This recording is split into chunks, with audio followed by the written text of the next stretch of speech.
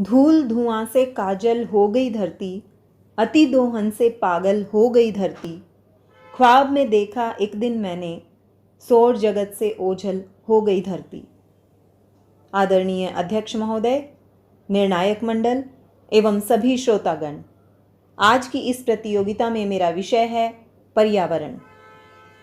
महोदय, पर्यावरण का अर्थ है हमारे चारों तरफ प्रकृति द्वारा प्रदत्त उपहार, जल, जंगल, जमीन व हवा का ऐसा घेरा जो धरती पर हमारे अस्तित्व का कारण है।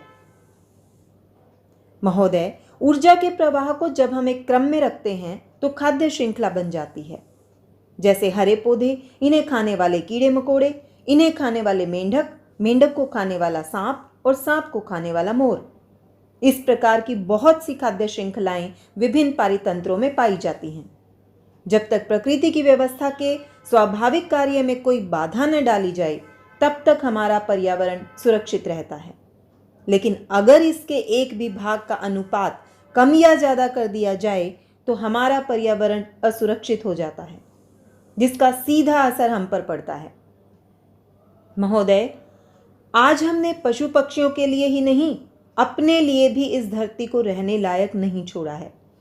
आज औद्योगिक क्रांति के इस युग में इंसान ने अनेक कारखाने लगाकर लगातार जल, जमीन व हवा को प्रदूषित कर रखा है।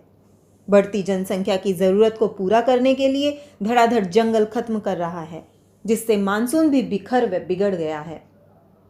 तमाम तरह के औद्योगिक उत्पादन व कचरा समेटे नहीं सिमट रहा है, तो कुछ को समुद्र में और कुछ को इस कदर जलाया जा रहा है कि अब एकदम साफ आसमान की कल्पना धूमिल होती जा रही है।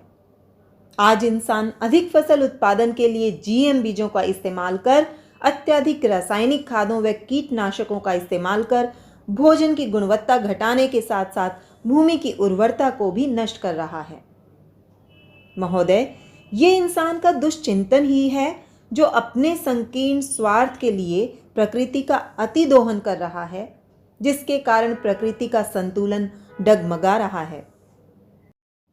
महोदय, पर्यावरण में ग्रीन हाउस गैसों की बढ़ती मात्रा, धरती पर लगातार बढ़ता तापमान, ग्लेशियरों व ध्रुवों की पिघलती बर्फ, मौसम में लगातार होते बदलाव, विलुप्त होते पशु पक्षी मनुष्य को बार बार पर्यावरण संरक्षण के लिए चेता रहे हैं और याद दिला रहे हैं कि उनका अस्तित्व तभी तक है जब तक पर्यावरण है।